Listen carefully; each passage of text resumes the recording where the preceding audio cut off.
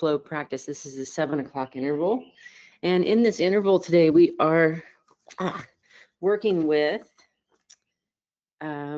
overwhelm. And anytime that we are doing any learning where we are moving into relationship with something that is new and something that I'm going to be invited to take in, there's going to be an initial experience of overwhelm because it is the chaotic aliveness that is coming into being presented to my system that then as I move into relationship with it will begin to come into order and be organized through my system.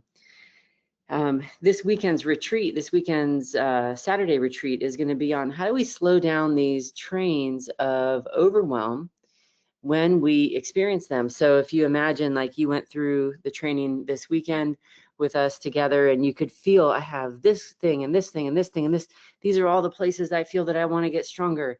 And we can get, agitated about that increase of chaos coming towards our system, that increase of, oh, that's making me think that I'm not strong enough, I'm not good enough, I'm not, whatever enough. And really all it is like, here's all this aliveness that's coming in to change us, to mold us and shape us and invite us to go deeper in our capacity to be held.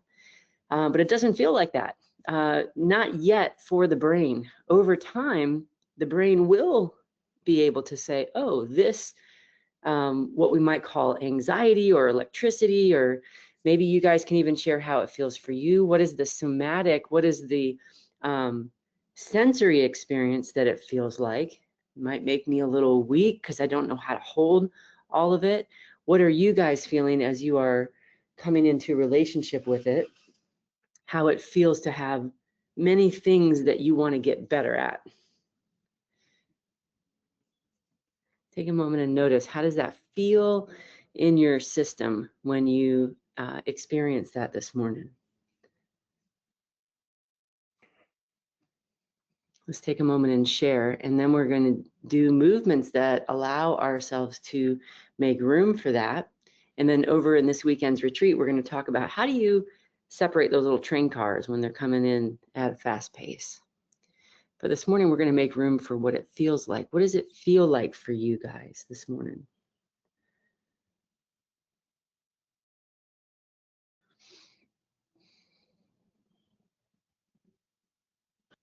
Well, it got me up this morning at 1:30. Mm-hmm. There was aliveness going on, then I'm like a popcorn machine that just went amok.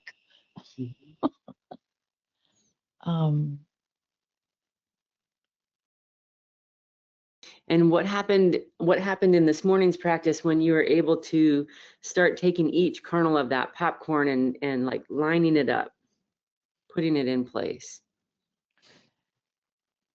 That definitely helped because I mean it was not all just what I would delineate as unfortunate or bad. There was a lot of it that was wonderful. Mm-hmm. But for my system to actually be able to take it in, when it was lined up that way, it was like, oh, okay, I can do like one mouthful at a time. Yeah. It's not so overwhelming to my brain. That was very helpful. Yeah. And to be able to get things into a line, because the other way, what happens is it's triggering the brain to say, I'm failing, I'm not doing good enough. It's triggering this mindset that really is being born out of that high concentration of that biochemistry. When I have that high concentration of that biochemistry, my brain will just put a quick label on that and try to sequester that somewhere so I can just like not feel it. And then I'm talking, well, then it's this and this, and it's all these things that are attached to this, and it keeps snowballing versus us being able to line it up and really look at it and say, look, we have time, and we're going to bring each one of these in. And on a sensory level, it feels like you went from popcorn this morning to what in your system? What does it feel like right now as you're still feeling? It's still going to be chaotic in some way, Mm-hmm. but what does that quality of sensation feel like, that chaos for your system? I'm calling it chaos. You might name it something different. There almost feels like there's a container for it, Mm-hmm. where normally it just feels out of control. I mean, Mm-hmm. there's no end to it. It's totally overwhelming. Mm-hmm. But there feels like there is a container now for it. Uh-huh. And that is like, oh, okay, I can I can at least show up for that rather than trying to haul ass, Right. leave, you know? Yeah. There's a Yeah. willingness, there's more of a willingness to stay, I guess, is Uh-huh. what I want to say. So you have the experience of the container, and you have the experience of your willingness. And what is the experience of the sensation of the things that are new? It can be challenging things that show up as a weakness, and also things that are showing up as a capacity. What does that aliveness feel like? It transitioned first from a popcorn feeling this morning to what does it feel like right now? The thing, not your capacity, the experience of the experiences coming in. It first routed in mm, according to my wiring, like, which is my wiring must be defective.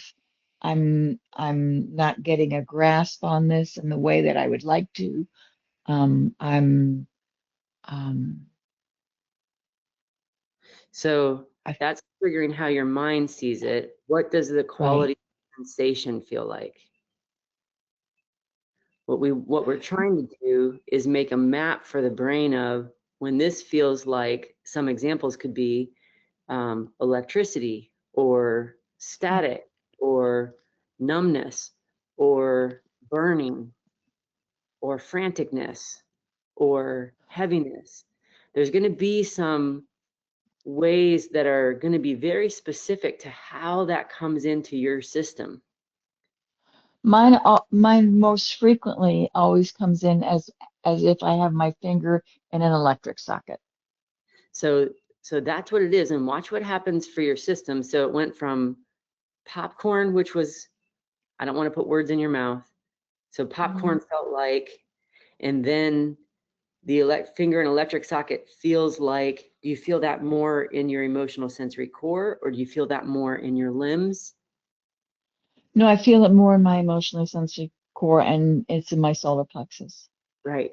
So it goes right there. So every time something that is new, both in new capacity and new as in I'm facing into this thing where I'm not quite proficient at it, it feels like that here.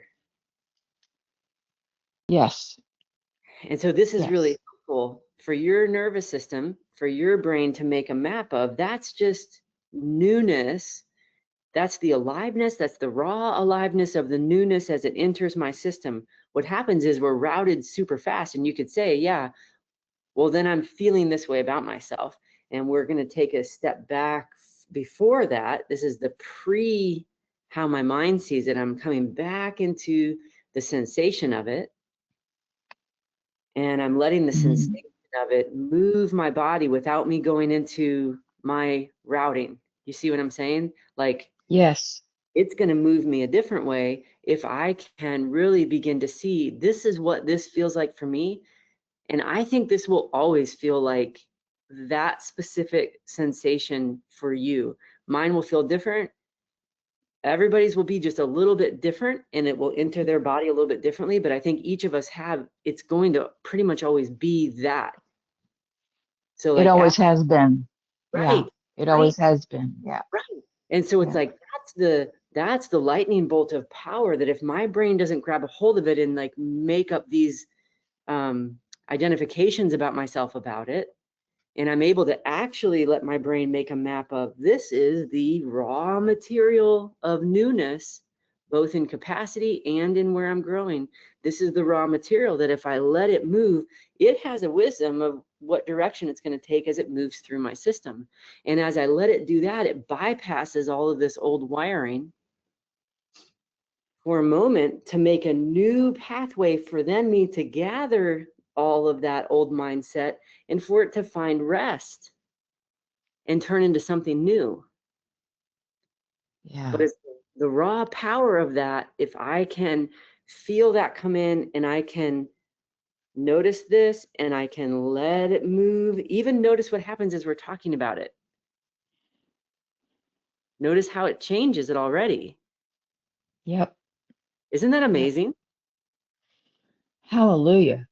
Right. Because I feel like I can be more in my body rather than just kind of vibrating. right. Because otherwise Yeah. we're like, I'm over here trying to relate to these mindsets and my history of those mindsets rather than letting this burrow my new reality in my system. And then there's a place for those mindsets to come in together as a collective because it's a big aliveness that is being provided to me. It's not a small thing. When we go into these classes and we're there for an extended period of time, we are uprooting a whole bunch of different areas in the way that we are going to be potentially reshaped over the next month, right? And so that comes with a lot of aliveness to it, and how we learn to feel that and move into that and relate to that as we can feel how it shows up for us and name it. And it goes right here. So if I know it goes right here, I could even just walk around with my hand here all weekend as my practice to stay connected and supportive of the fact that it's most likely going to be coming in through here. And if not here, maybe some other areas that start to become more capable as well. Yeah. But it keeps me right at that first entry, Entry point. Yeah. yes, of the experience, instead of it like going off and then triggering everything. And then it kind of gets like, wah, you know, when it can go into all the other places. It's Yeah. cool. Isn't it cool? Wonderful. Right. So when we are doing our practice today, when we're doing our movement to rest, everything is focused on each of our individual points. Where is my point? For mine, it's a little higher, but each of us is going to have it in a different way. And there's no, it doesn't mean anything. It's just that's where our systems do that, right? So yours is here. And then as we're moving through the practice, we're going to be doing side to side movements this morning to just make more room. And we're going to be doing forward bend and extension this morning, extending and then holding that as the open position, and then doing some Theragun and some rest. Thank you for sharing, because it's tricky to get the brain down to the sensation. So thank you for jumping first into that exercise. Do you have anything else you want to share about that before we move on to the next person? Nope, I'm good. Thank you. Yeah, absolutely. Thank you. Thank you. Who else can feel where that comes into their nervous system? Limbs, head, emotional sensory core, where does it happen for you?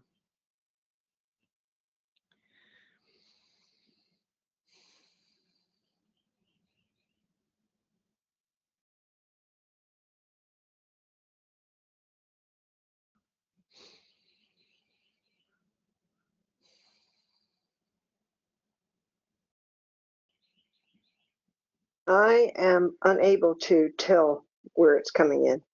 Mm-hmm. I also, I was up 3 times last night and had a very difficult time sleeping. So much is going on in me. Mm-hmm. And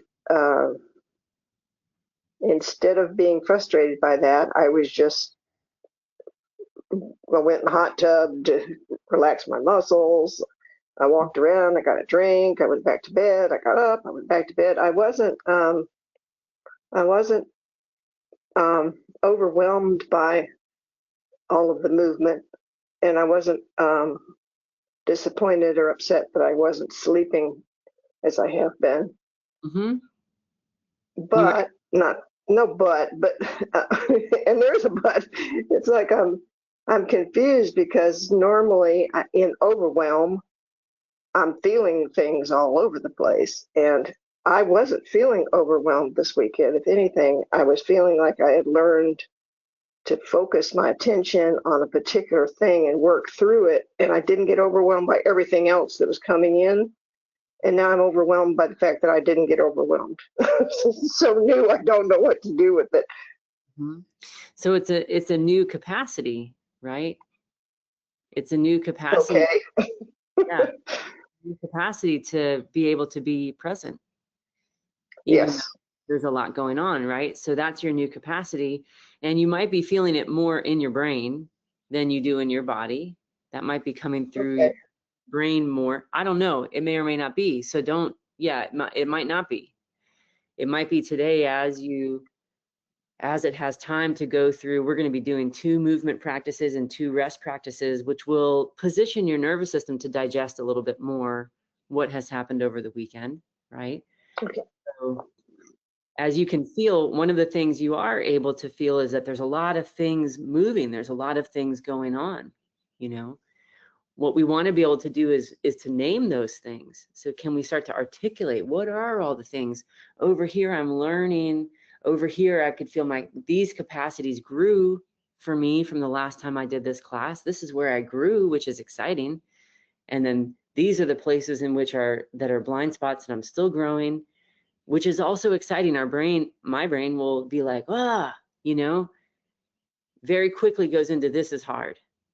Where when it's like, well, it's hard when it's all 8 things all at one time. And it can be like I'm taking one by one. I can allow each aliveness to evoke itself in my system one by one, rather than having all these layered alivenesses evoking in my system. And for me, in the beginning of my practices, in the beginning of really working with this, there would be like months that I would be awakened in the night and I'm not stressed by it. It was a peace. My body was just integrating a lot of stuff, a lot of changes that were happening in my life. And my brain would be like going and watching this going like, am I going to be tired from this? Like, am I going to have a hard time with this? And it's like, it's not my normal schedule of sleep, but somehow it was always still okay. It just doesn't make any sense to our brain. And so it might be a little bit of what you're feeling, that it's not necessarily bad things, but it is the body integrating between those hours, you know. And I think sometimes too, I'm not an acupuncturist, but I'm sure that those are also connected to the acupuncture meridians on those times, and it also plays a role in that. But being able to see where are the things in which I grew. So like you're able to see, I'm able to like sit with an experience and move it through better than I had done before. And then here's where the things where I'm still growing and where I'm excited that that's going to be things I'm growing towards this next month. And what happens as we even just slow it down and talk about it? I was up through the night. What do you begin to feel in your system?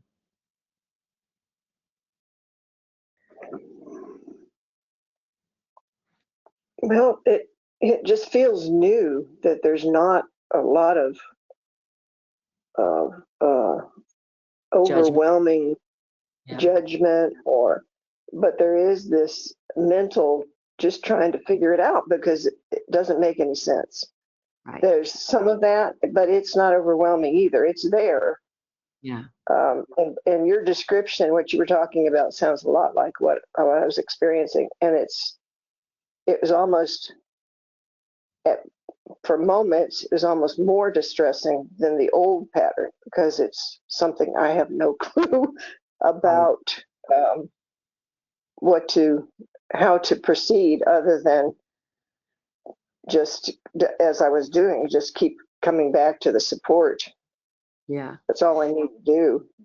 And it didn't get overwhelming or anything. I wasn't like going to go take a sleeping pill to get rid of it and go to sleep. It just felt it felt contrary because my stress levels have been lower than they have been in a long time, and my resilience was up higher than it's been in a long time. And the weekend, everything was, the stress was much higher. My resilience dropped. And then, but there's a part of me that says that that's what's happening when I'm working through things. And Right. I'm used to having a lot of, uh, I'm used to experiencing stress in a different way, I guess I would say. So I'm feeling bad, or wanting to get rid of it. And I'm not feeling that way. And that's just really weird. Right. It's new. It's not even wonderful yet. It's just weird right now. Yeah, it's new and it's unique. And it is the peace that surpasses all understanding. Because one of the things that will always be present when you're walking with your divine intelligence, when you're walking with being carried by Christ, is that there's a level of peace that is prominent. And in that level of peace, even though the mind is questioning what's going on, there is new capacity to care for yourself that is happening organically. And that will always be that way. So for you, that showed up as getting in the jacuzzi, drinking water, walking around the house. Those are all very caring things for your nervous system, right?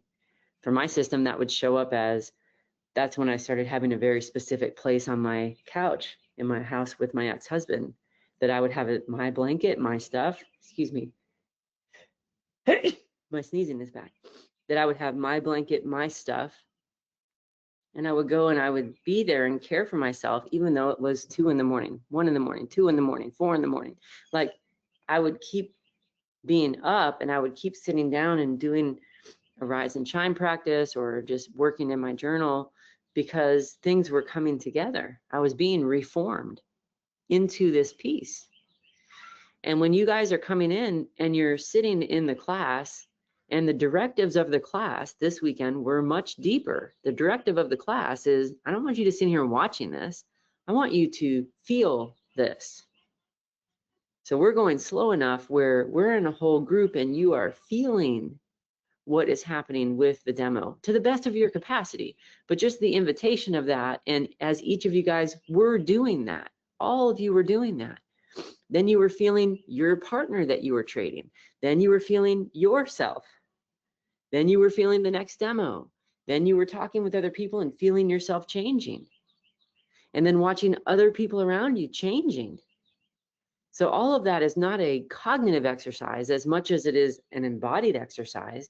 And it moves our nervous system in a way where a whole bunch of stuff just shifted and moved. And our brain's trying to figure out, how do we get here? I feel like my ground is totally different and this is unfamiliar. And it is weird. It's weird, meaning that things have moved and changed and I'm peaceful, but my brain did not make that happen. What stands out when you experience that? What stands out for you guys? When you really see what it is that you did over the weekend and what your nervous system was exposed to.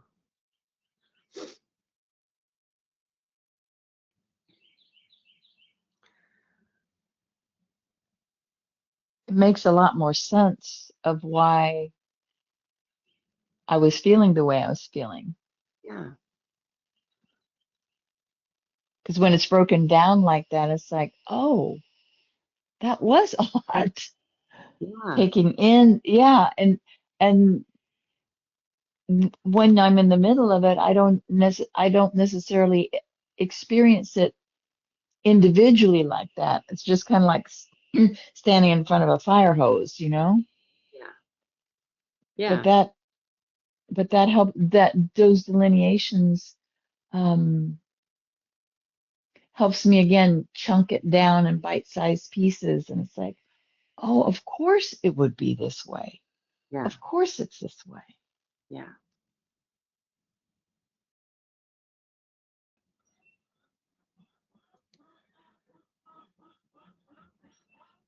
So participant who shared second, as you're sitting with it now and as you're feeling it, Where does it feel like it enters your system?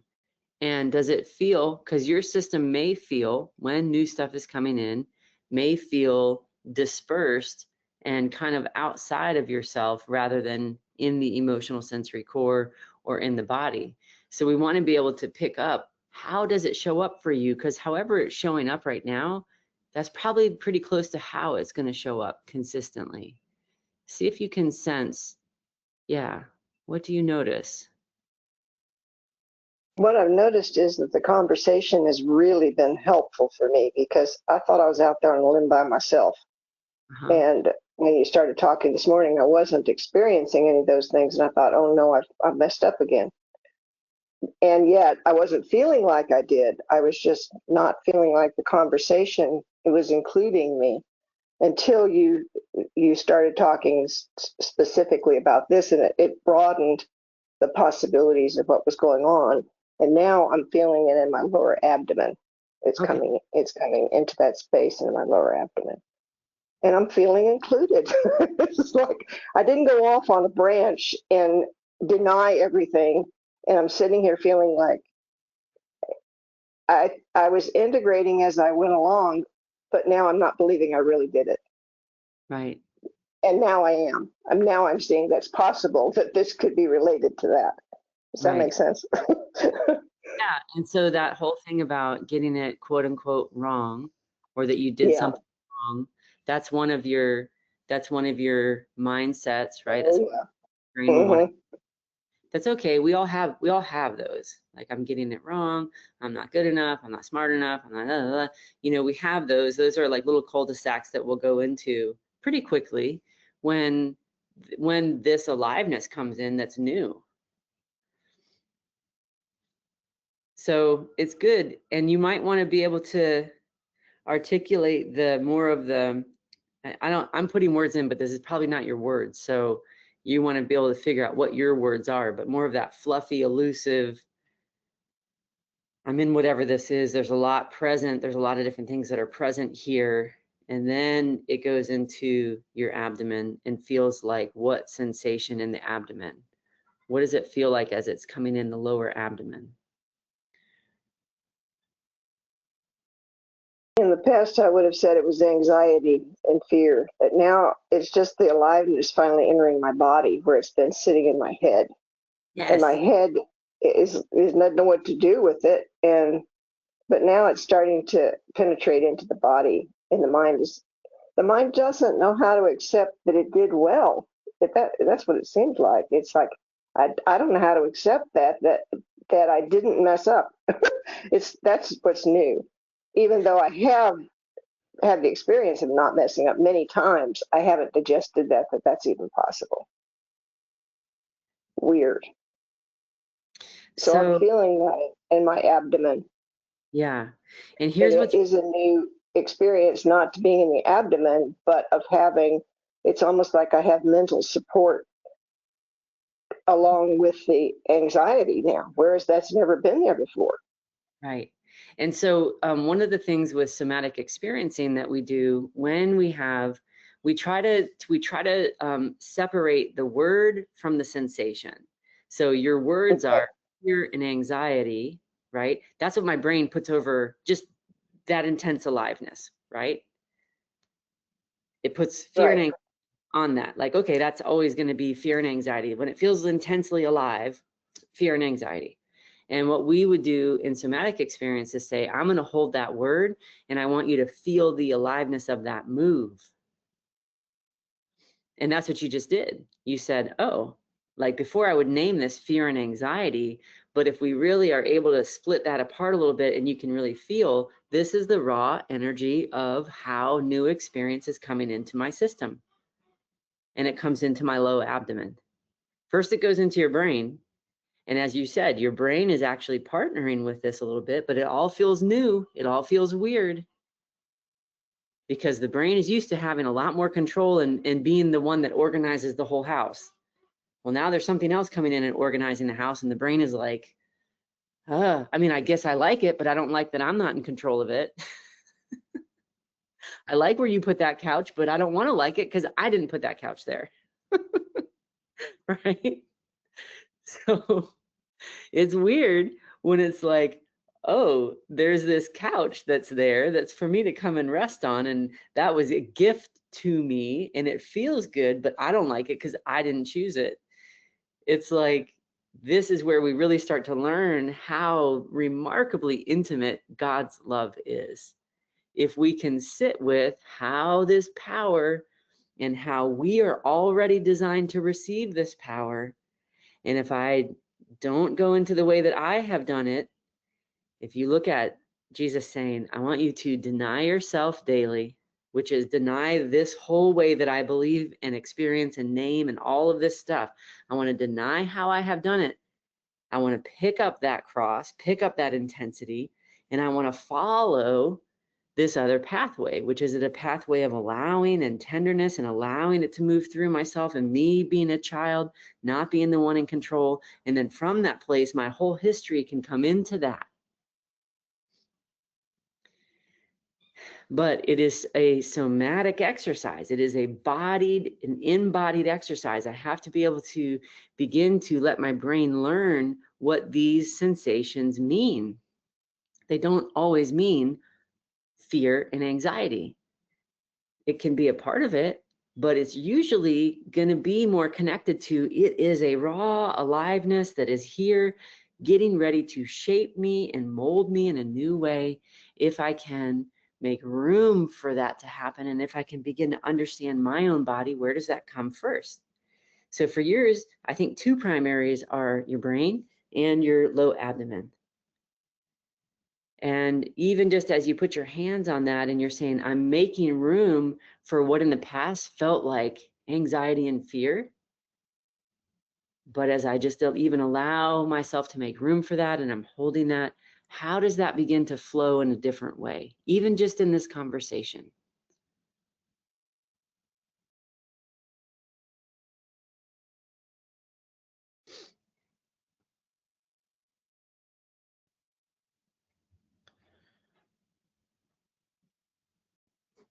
It's moving upward very slowly, and the sensation is less intense as it's moving. Yeah. Yeah. When it's allowed to do to the pathways what it's made to do to the pathways organically, it is able to settle.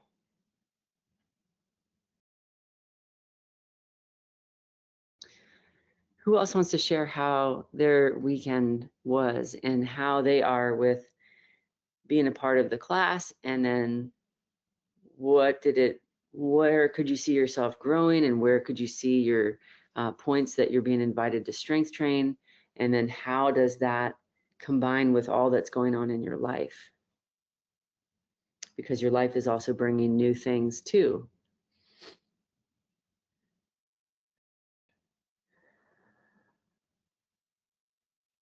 So I participated in class on Saturday, and then Jesus led me to do something else yesterday.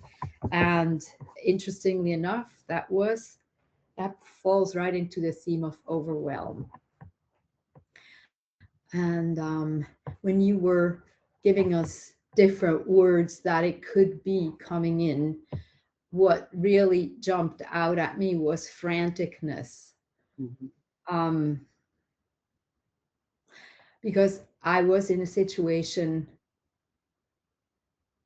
where I didn't know what to do. Mm-hmm. And the worldly part of me very much felt like manage.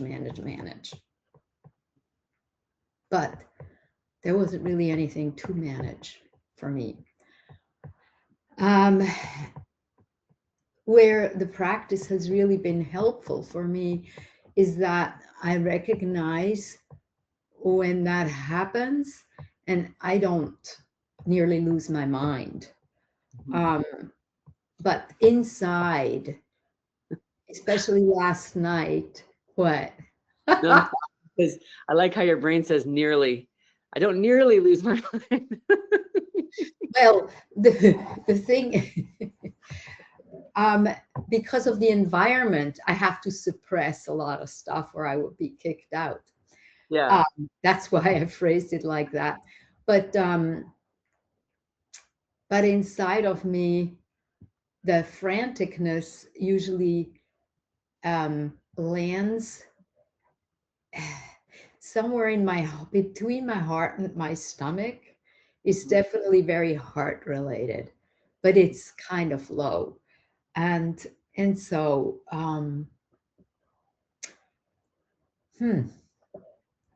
well, with this situation, this particular life situation, it's strange because I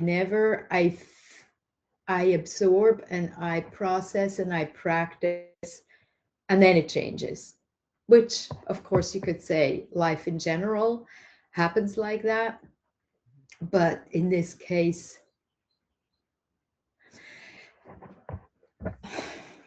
it happens to be someone I really love. And so it's like practicing loss over and over and over. And that part in me, that the franticness is,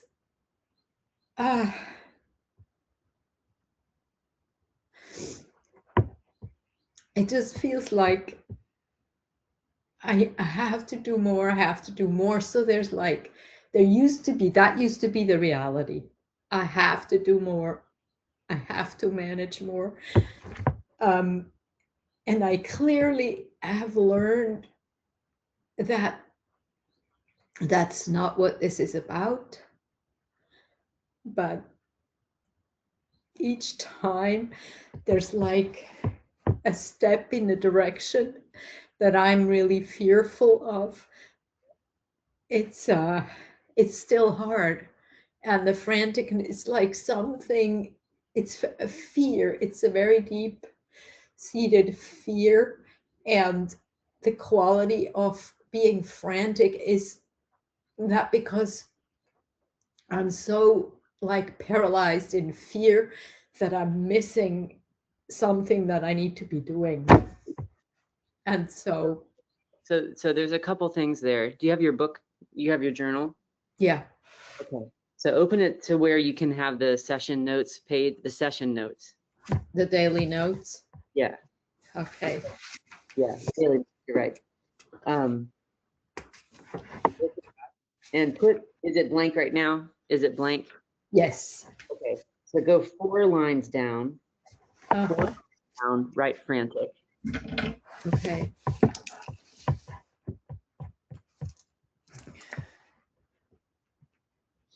And write, I'm missing something. Frantic, I'm missing something. I write down, I'm missing something. Frantic, and then I'm missing something on that same line, right? Yeah. And then above that, write fear. Uh-huh. On top of that, on the top line, write loss. Uh-huh. So it's really loss is first. Yeah. Loss is the first aliveness. So take a moment, and you want to be able to feel like line those up, okay, in your mind. So like we're saying, like when we first start talking to each other, we're doing this, you know, like there's a whole train, right? Yeah. And what we're trying to do is take that train and we're going to line it up in order of how it's actually happening. So the first thing that's happening is you're losing something. Right. A little bit more every time. And there's an aliveness there that we want to receive, because that's actually going to make room and care for the impulse to be frantic and the impulse to have the fear and all the other things. Yeah. So I want to bring this loss, the experience of loss, I want to feel, because loss is different. And it actually, even though, well, I'm not going to say it. So watch what happens when you notice loss, and what does loss actually feel like, and where does that come into your system? Because it's surprising how it actually feels. Are you asking if it's surprising how it actually feels? It's surprising how it actually feels if you let yourself focus on loss. and And you let. no, there is a familiarity. There's a familiarity with it. And and along with that comes this like that's just part of it too. There's like a part of me that just wants it to be over. So that's the brain going into all that other stuff. Go back to the sensory experience of loss. Okay. Yeah. The sensory experience of loss is actually, it's pretty big, but it's also doing something in the nervous system. What's happening is your brain's grabbing a hold of it and doing something else with it. But watch what happens when you let loss be there. Where does it come into your system first? It kind of comes in on top of the heart, like the upper part of the sternum. So watch what happens. Your brain's going to want it. You're going to feel yourself like trying to shoot out into these other pathways because they've been there. Yeah. So feel yourself. I'm going to shoot out. I feel myself go there. And then can I come back to the top of my heart?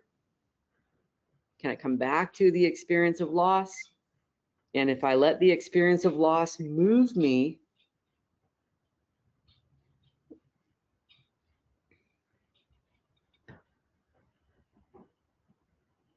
what does it do? Well, it's really weird. There's a little more space now. Mm-hmm. It's almost like it melted. Yeah. So keep following it and watch what it's going to do in your emotional sensory core. Well, just as you talked, I experienced an integration. Yeah.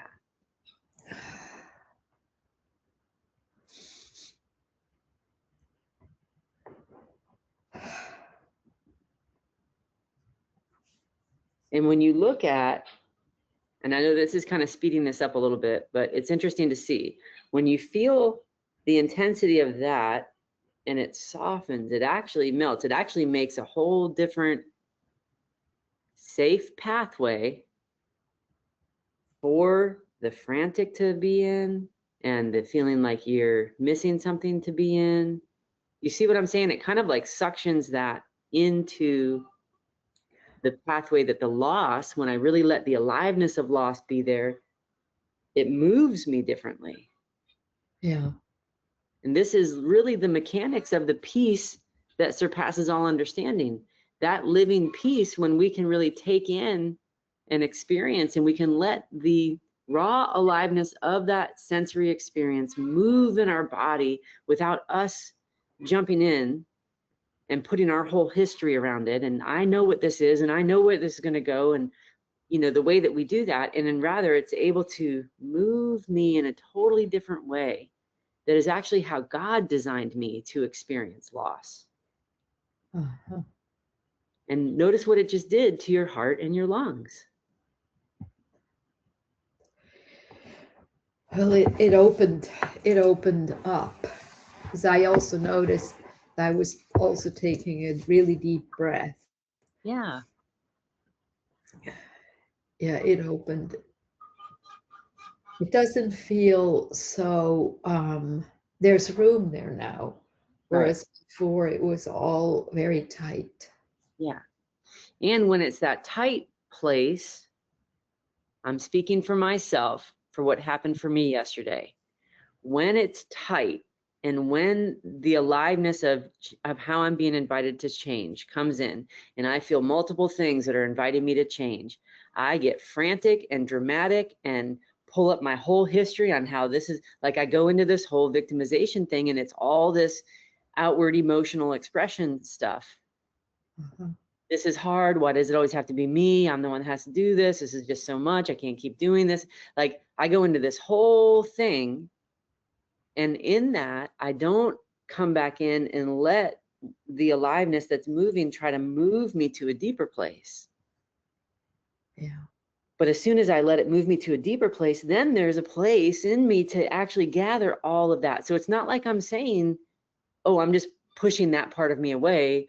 All of those parts of me that have felt alone and have felt like they're doing it alone, and is this hard? It has been hard because I have been doing it alone. You have been doing this alone. This is an ongoing long-term thing.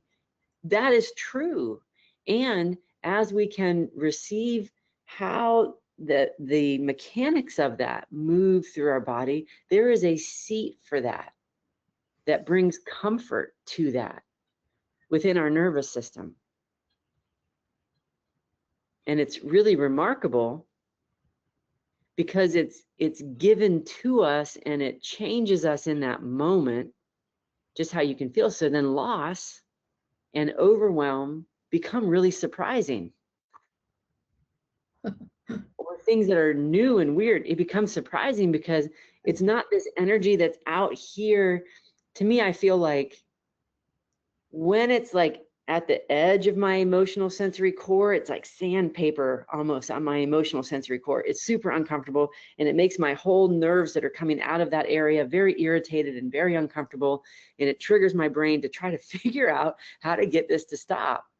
And if I can let it just come into the emotional sensory core, and it will move down through the emotional sensory core and then up and down, and it's going to move and bring something else is going to begin to happen, because it's going to be able to mix with that quality of support.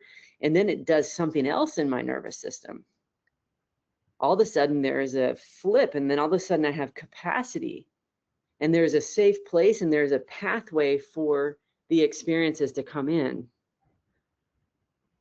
To me, I experience it as a cylinder. The emotional sensory core is the cylinder. The new experience, either really good, new capacity, or something that is very familiar and very dense and difficult. They're coming in doing this. They're coming in, getting ready to reshape me. And when they're coming in and they stick to my emotional sensory core somewhere, and I'm like, anxiety, fear, anger, right? Like we're just naming it and we're responding to it without like being able to let the energetics of it keep moving. But when it passes that, and I'm able to be supported in that moment, I can feel the support the divine's giving me. And if I can even do that double power of that, which is to feel the gift and the intelligence of that support, then there's a capacity that comes up through the emotional sensory core. The emotional sensory core and the parasympathetic system opens up. Then here comes this big experience of loss, and it melts how it's been irritating that emotional sensory core. Yeah. And as it melts it, it also at the same time pierces that dam. So we have this dam where we're saying this is loss. Every time I'm thinking about losing my loved one, and I'm doing this, and this is a tragic way to lose him, it's extremely difficult, it's extremely intense. And every time that's coming to the same place. And it's exhausting. Yeah. You know, something interesting happened when you helped me see. So I tried to go back into the story, and I was very much coming from a victim point of view. Which we all do. I mean, we all do. Yeah. But that's it's just, I'm so glad you pointed that out, because it happened so fast. I didn't even realize. I thought that was part of the process, but it really wasn't. I jumped back out, and my brain was again trying to be in charge. But the other thing, while we're going through the process, there's a part of me, there's something saying, but you should continue to feel bad and loss. Right. I guess, you know, as I'm actually feeling a certain lightness, part of me goes, how is that possible? Right. Right. It's just what the second participant was talking about. Like, wow, I'm doing good at this. I'm able to like hold an experience and not judge myself, and things are changing and happening. This is not my power. So how's this working? The brain has a hard time with the house being reorganized and rebuilt, and that it's nice. Yeah. And it's not Pollyanna. It's not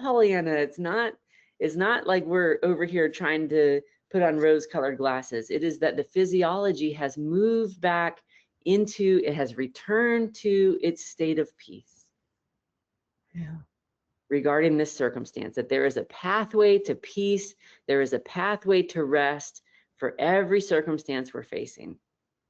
I just have to learn how to get it through that emotional sensory core. I got to feel, where does it get on there? Where does it land? Where is it sticking? And can I breathe with it and be careful to not go back up into where we normally live with it, which is like my brain's explanation of it and how I behave with it, you know.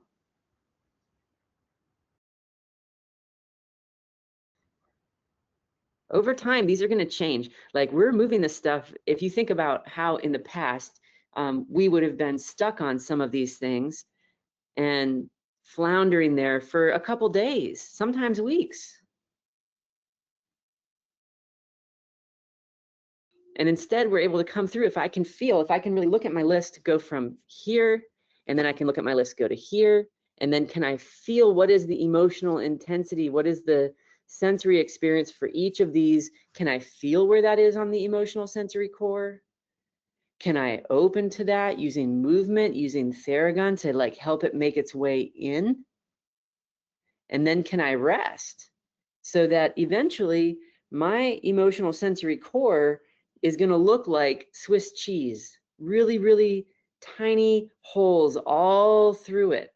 And all of those holes are an established capacity to take in some quality of intensity of being offended, being overwhelmed, being fatigued, being tired, being angry, being hurt, that there is a pathway for each of those to come right in. And to meet what is God, what is the divine intelligence giving me for that? It's going to be giving me something for it every single time. Yeah. It's so cool. Thank you. You're welcome. So this weekend, you know, like when we come together for our retreat this weekend, you guys want to be thinking about this now. You want to be thinking about, what is my train? When we go through, Veronica and I were talking last night about the pace of the class and how the class goes, and we're talking about the hours, and like, yeah, it's really intense. And you know, like I'm over here going like, I think we need to make it less and less hours, because it's beyond everybody's capacity and everybody's going in different directions, you know. And then she says, well, I don't know, I mean, what does Jesus say about that? Maybe we need that intensity. Maybe we all need that intensity, because it's going to bring us, this is going to become more evident. What are these things that still don't yet have that pathway back to my emotional sensory core and to the support that's provided for it, right? So we do need to jump into this little 16-hour, every 3 months, a little wrestle us up, and then, you know, then the 1 hour next month where we, or the one day, the 8 hour next month, or not 8 hour, the 5 hour. I'll get there in a couple of times here. We do it. The practice day where we come and we do a double trade. And then in that practice day, how did I do? Was I able to work with, was I able to get half of these things strength trained? Was I able to get more and then a couple more show up? It's like we can kind of start to see the rhythm of how this moves and how we do want these little intensities to like stir us up. And we do want to come into the overflow practices and stir some stuff up, you know. And then I want to be able to have a place where, okay, here's the little train that evoked in my head of my victimization, because it's going to evoke that. It's going to make me feel this stuff is unfamiliar and I don't know how to receive it. And then we go through the practices to take it all in. And we should expect it. What stands out for you guys when we are able to look at it from this perspective?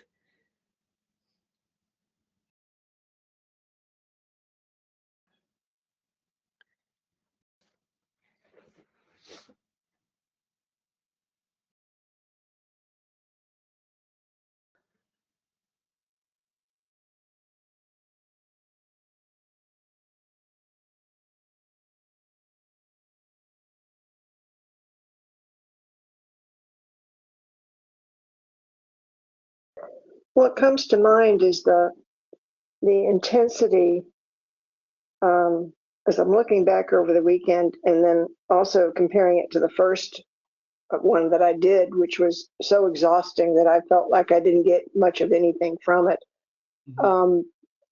I think for me, the intensity comes pretty quickly in the course. And I think a rest period after doing a session would help to integrate a little bit so that I could handle more new things coming up for the next session. And without the rest, it's like doesn't do what I'm doing in my real life. When I, each day I'm having a rest period whenever I need it. But the intensity, I understand the intensity helps, but maybe we don't need that much intensity to go for such a long time without a rest, because we wouldn't do that in our lives. We're encouraged not to. So that would be something maybe to look at. I don't know. I mean, it works whichever way we do it, for sure. It's not up to us. Well, we were thinking about doing it in between the two trades, like after the first trade, before you guys switch, and then after, so like after those 2 times, one of them there's lunch, and then one of them is the other. But I need to I think we need exactly that. We need rest to do it, to be able to go off too, and maybe not be encouraged to be talking to each other. Because for me yesterday, one of the things is I need to not be talking to you guys at lunchtime. Right. Talking about all my bullshit. I'm talking about all the stuff that is not true. Right. About where I'm growing, right? So it's when we laid down. Go ahead. I'm sorry, I didn't mean to interrupt. Go ahead. No, go ahead. I was just saying that one rest period that we did have was very, very valuable. And the breaks were not restful. They were more interacting, getting out of the space I was in to talk about other things. So the rest period when we were on the floor was very helpful.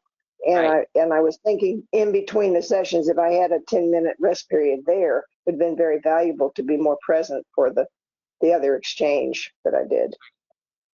Right. So I think it's really interesting. So we say, we're going to be coming into our practice day next month, this weekend next month, and setting it up. So today I'm going to go back through the schedule, and I'm going to schedule those in and have that to where, as we do the trade, rest, eat, rest, eat, and try not to talk to each other. We can talk in a demo and maybe ask questions, but it's a tricky thing, because what happens is, I imagine that all of us, anything that we were talking about at those times, either we were over helping somebody, or we were talking about our own cul-de-sacs somewhere, or we were not knowing what to say. So being able to kind of feel with what comes up after a practice, and like you're saying, also go right into a rest, go to the bathroom, go to a rest, and that we're kind of, it's almost on this, it makes me laugh because it makes it almost feel more and more like a cult every time we're adding these other things in. But for the nervous system, it is a strength training process. If we start telling people they're not allowed to, it's a silent retreat also. We could add one more thing in. We're going to light you on fire in your nervous system, and then we want you to just be with that. But if we have the tools of the Theragun, notice where this is in the emotional sensory core, if you do massage on that, if you have 10 minutes, and we're all doing this quiet 10 minutes, and it's timed, and then we're all coming up out of that, going to the bathroom, we're all eating, it kind of feels like, yes, I'm in my aloneness of this, but I'm also together with everybody in my individual experience of this. Exactly. Yeah. And I also think what I'm going to do, I mean, we're going to do this weekend as part of our retreat this weekend. But I think what I will also do is make a form for you guys that has these little guys along the side of one side of the paper will be, these are new capacities I see myself receiving. So as you're going through the weekend, you can write those down. And then when you flip the page over, these are the growth edges that are coming up, so that you can already, before you leave the weekend and then through the night, when the brain is starting to process and the brain's saying, oh, you really are bad at that, or, oh, this is like too much. Like when all the stuff starts to come up, that there's an immediate place where it's supposed to come up, guys. We're all going to have this reaction, and this is where we put that. And then this is how that then is what we are actually bringing to the practice through the rest of the week. And the replays of the practices are sent to your email in case you're still sleeping, because you need to sleep after taking this in. And then you get up and it's right there in your email to where you just click on that. You don't try to go find it in the app or whatever. It's just right there, so that there's more care coming out of that first week right after these more intense retreats too, so that we have what we need. Because it's really amazing. Like, there's nothing going on that's going to be outside of that. Either that's a new capacity or it's a growth edge, and you're going to judge yourself on that growth edge. What it comes up to your mind here? During the practice day that we had a while back, I felt the need just to be by myself. And so I had my lunch by myself. And I found that to be, I needed that. Helpful. Because there was so much stuff coming in, and I needed to just kind of sit with it. As much as I enjoyed interacting with the others, it was just more stimulation. Yeah. And I needed this stimulation to abate so that I could actually just begin to digest what had happened in the morning session. Yeah. So the silence to me is extremely welcome. Mm-hmm.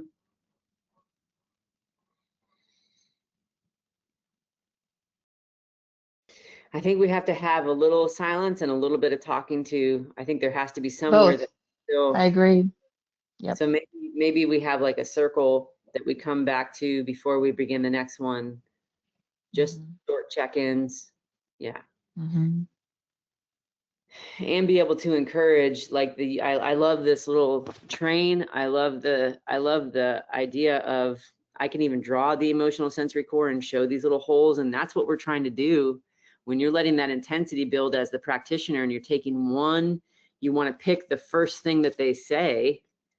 So this is like really also helping people to see, like, when somebody sits down, the first thing they say is the first thing that their nervous system is ready to receive.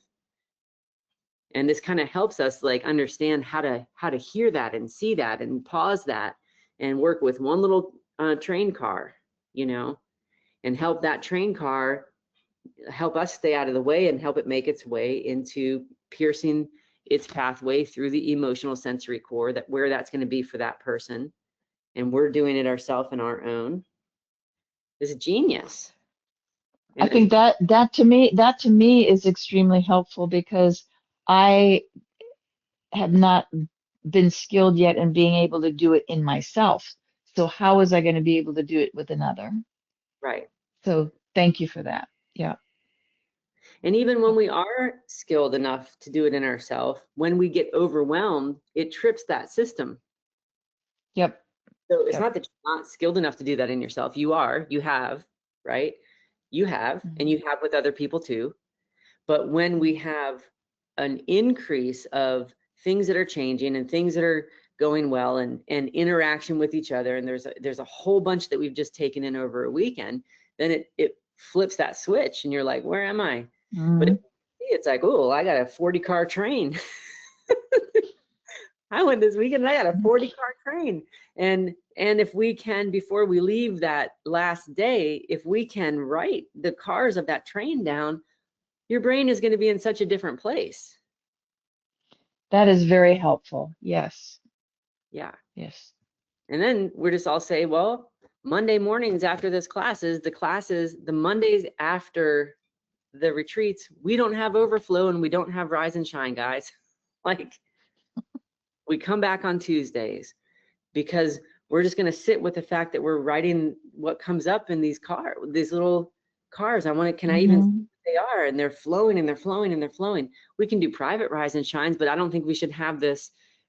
We have to come in at this time and do that, because everybody's nervous system is still taking all this in, Yeah. Yeah. But I can have stuff already recorded, and I can have an email that goes out that has everything there, and way easier to begin to work with how this flows. it's really pretty amazing stuff, and it's all doable. It's amazing to come and sit with it now and kind of look back and see what is happening in our systems, and that now we're even given another way of relating to this that is very kind and doable. What are you guys noticing as we simplify here?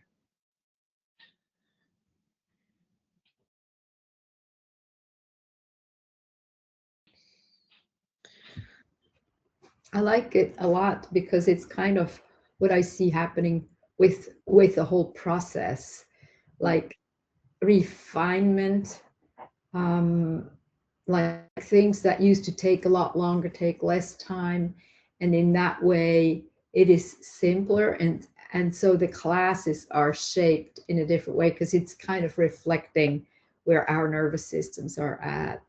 Yeah. And you know, the rest piece is interesting. I was looking forward to just sitting in my car by myself for lunch. And then another participant came up and had questions. And I abandoned my plan and talked instead. And what I would definitely do differently next time is to say, I would love to answer some of your questions, and I need some space. We need to find another time to do that. Yeah. And also, and I didn't have it this time because Lori wasn't there with me, but I need to have a spiral bound thing where people can write their questions down, because they don't need to be approaching you guys for necessarily answering the questions either. You know, like in some ways that's good, in some ways that's a lot too, you know, it's the same thing.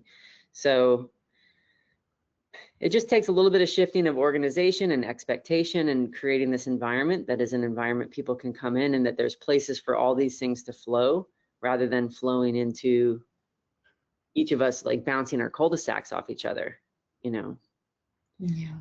And I think that's the thing that is the efficient part of this, is that if we really understand, like, oh, that's a cul-de-sac that's happening right there, and what is it actually, if I can come into even before the emotion, before I name the emotion, but come back to that physical sensation of that, you're making your sessions so much more efficient. And I just didn't have the languaging to be able to explain that. I could keep feeling that we kind of keep getting off into this dispersion by talking, rather than coming into it. And I couldn't like say it's this, and this is how you find your way back in. And I think once people can actually experience that in themselves, it will be way easier to be able to make that pause and come back in. This is great. I just wanted to say the sense I had over the weekend was that we've moved to a whole different level than the last workshop. And each time we do this, we're going to find, well, now we're in a different place and there are new things. And we can't possibly know what those are ahead of time to prepare for them all. We're going to find out by doing it. Yeah. So I think we can all just let go of a little bit of what I feel is, you know, maybe we should have known ahead what we couldn't possibly know ahead of what would be needed in the work. And I think we did a wonderful job this weekend, all of us. Yeah, I think so too. I think it's really, really awesome. And I think that the more that as we are standing as primary practitioners in this and working with this, and the new people are coming in, that they're coming into a very safe, kind way of having the boundaries set. And then I can have little descriptors like, you're going to see that this is the rhythm of the class. This is how the class goes. We're going from this time to this time. You want to have your food. There's just going to be a lot more description of that before, so there's an expectation, and you can see the schedule before you get there and all of that kind of stuff. So it'll make it really, really good. So let's do some movement to rest, and we have some time here left, and be thinking about, where does it land in your emotional sensory core, the thing that you had come up. We're going to do a simple side to side, forward and back, but you're going to move at your own pace and your own within your own experience. So let's start with forward and back. Just kind of noticing, beginning to notice all that your emotional sensory core has exercised over the weekend.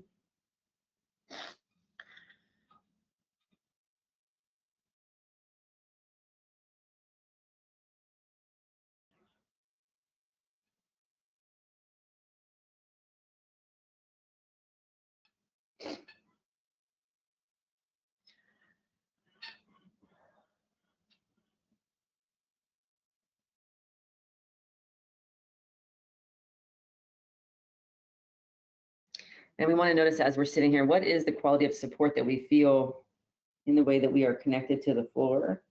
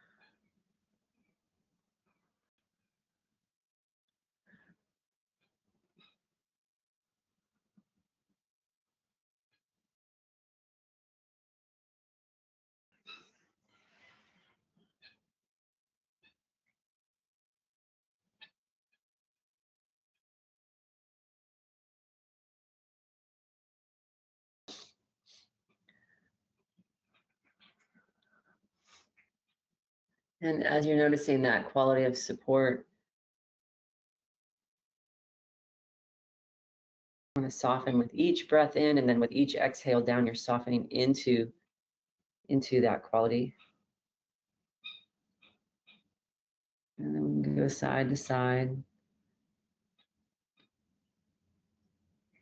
pausing where you can feel the aliveness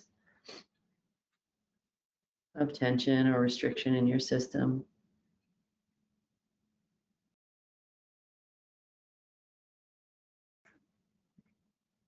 And allowing it to gently stretch.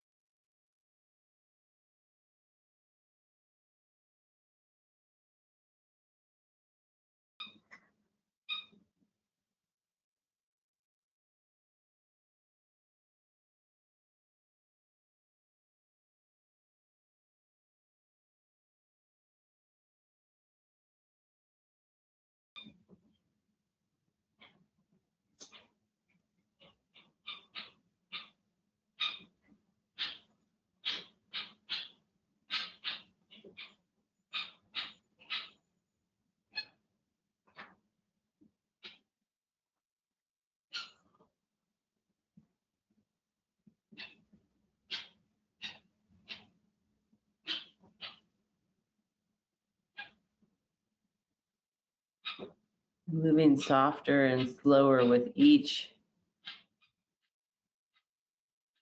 pass.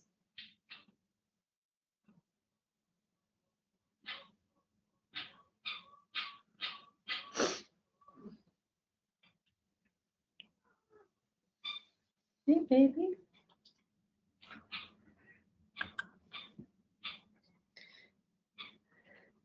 And then forward and back again. And you're noticing where along your emotional sensory core is your,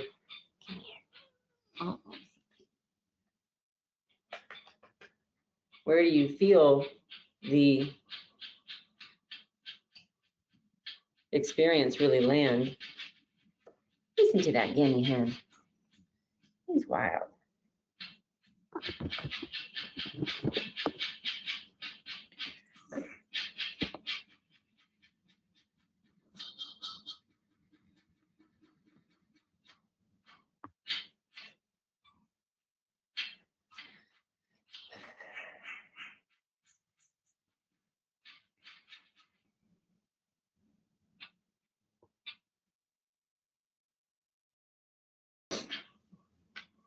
And then from there, we want to do some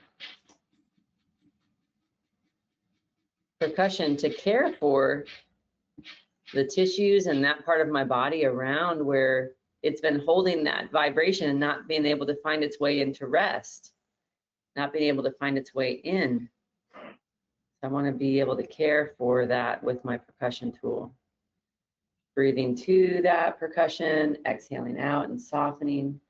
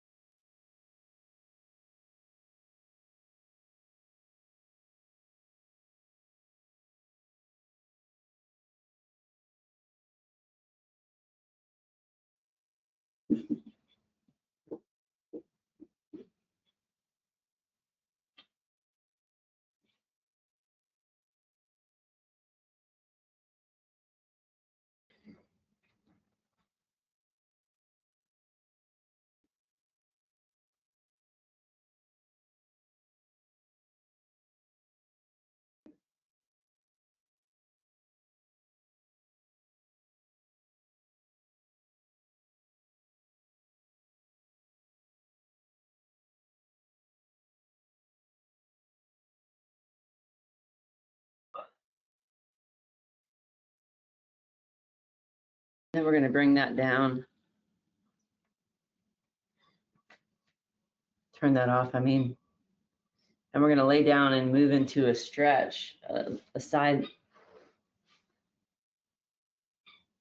stretch, twist.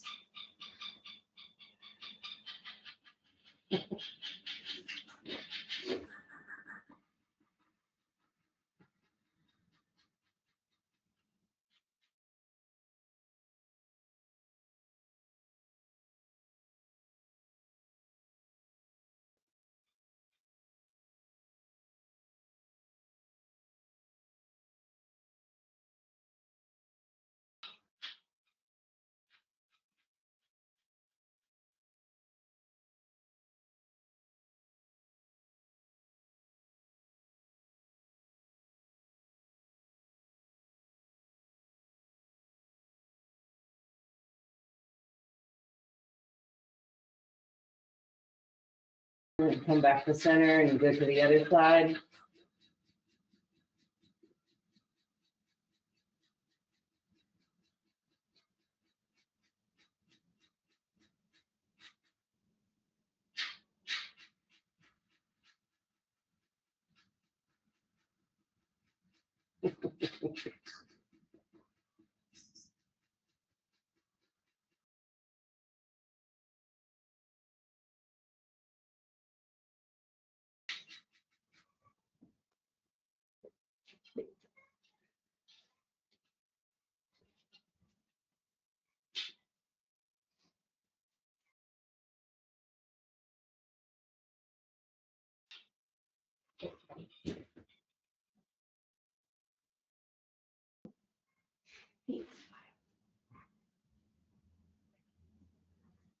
And let's try one more time on each side.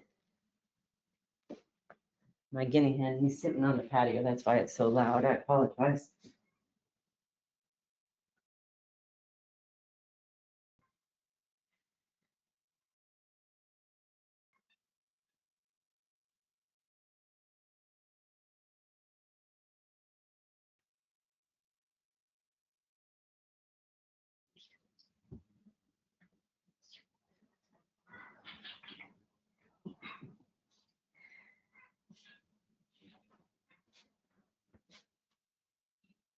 And you're just staying really soft around your emotional sensory core.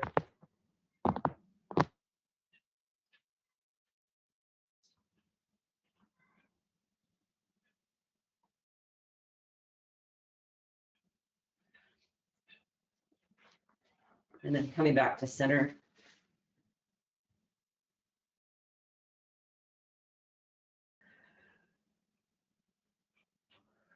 And laying flat.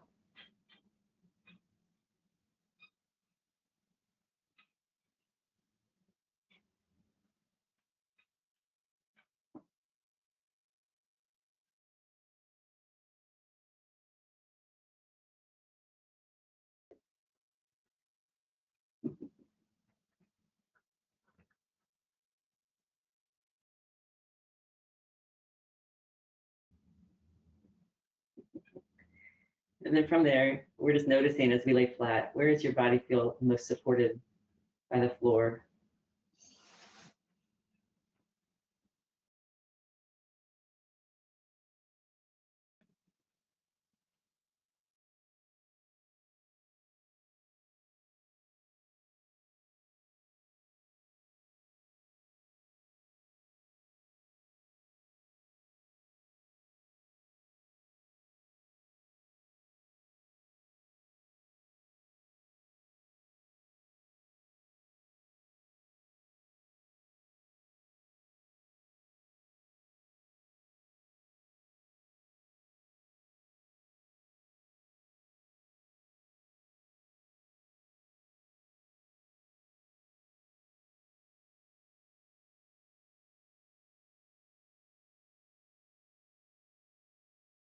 And we're noticing that quality of support.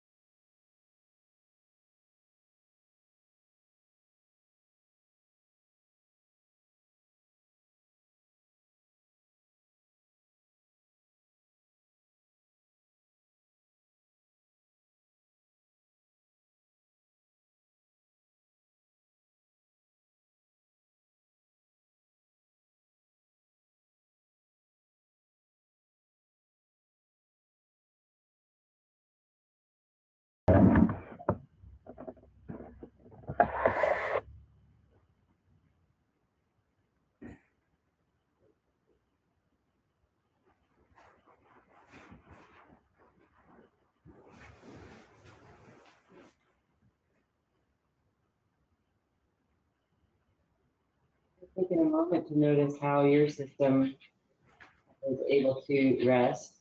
And if you go back to sleep, you can just turn off the audio on pause so that you can come back in to do the end later.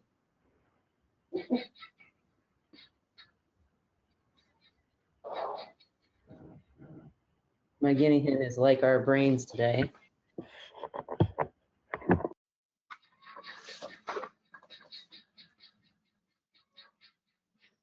So you can look at, how your system and your brain felt before you started this, and then how it feels now.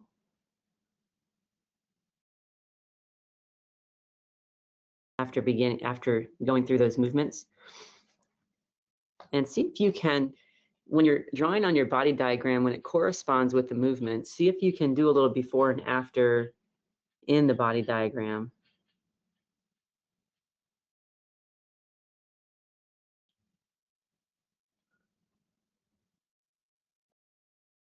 For me, I feel like I just have more space.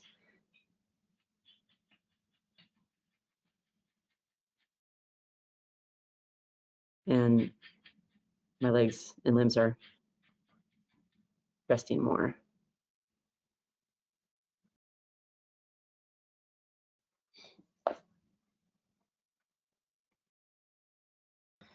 And were you able to breathe to some of the areas?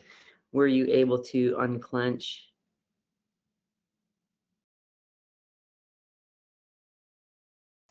For me, with the Theragun this morning, as I'm breathing, my system still feels kind of numb because there's so much coming in. So I can kind of breathe to it. I can kind of rest, but not the same as when I'm really dealing with one thing.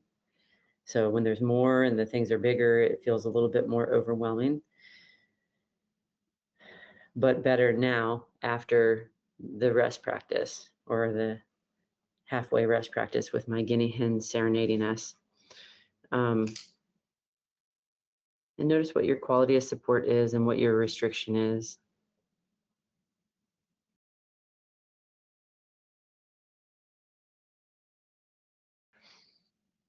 And what stands out for you guys this morning after we've gone through that process together?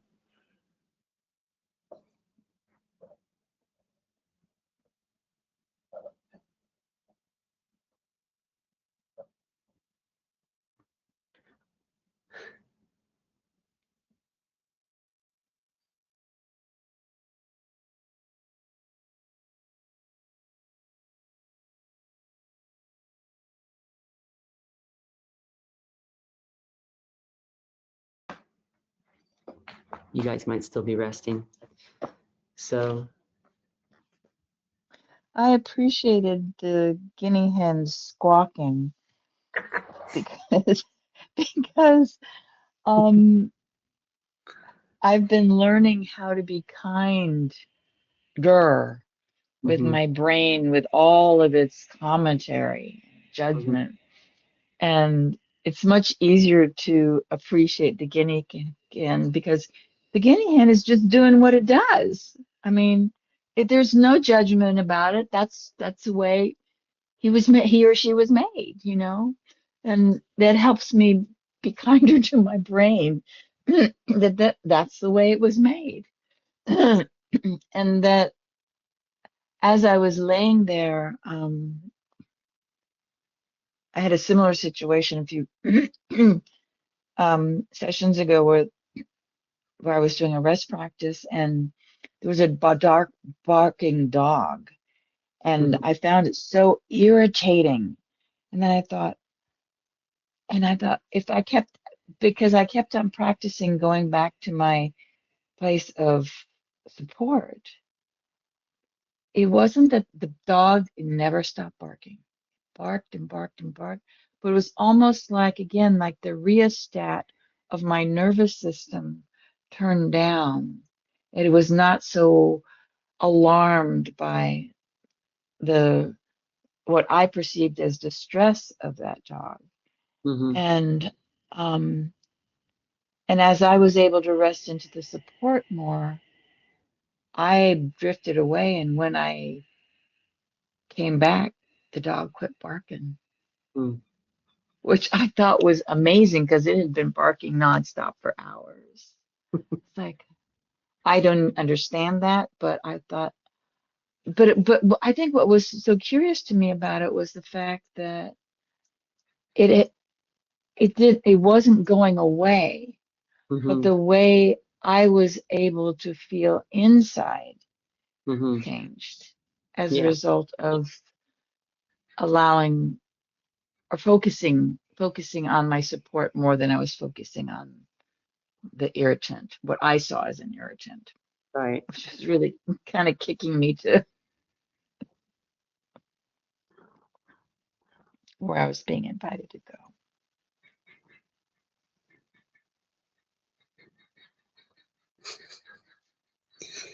Jake is talking a lot today. Yeah. Does anybody else want to share anything about their day, about what this has been for them this morning?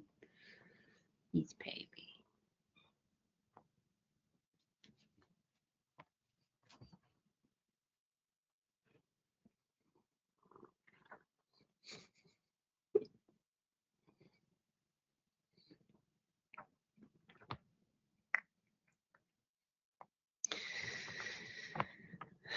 So this is great. So thank you all for being here, and I'll send out these replays, and I'm gonna also upload. Today we'll be uploading, sending out your certificates, filing your stuff with the board, and getting your stuff sent to you so you have your credentials for this, and then getting the stuff uploaded, the demos uploaded into the app so that you can watch the demos, whichever ones you missed yesterday, and just to also review the other ones. They all came out with great audio, so that's good. Not necessarily being able to see, but being able to listen, which is kind of funny with my cinematic skills. Not a lot of people in the actual frame, but I think that that's kind of the theme that we are being invited to go with anyways, just to feel more than to see. And so not by my trying to do that, but eventually it just always ends up doing that. So that's a good thing. And we will continue on with our practices today. And I hope you guys have a great day. Thank you for being here. And I look forward to seeing you when it suits your schedule next. Take care.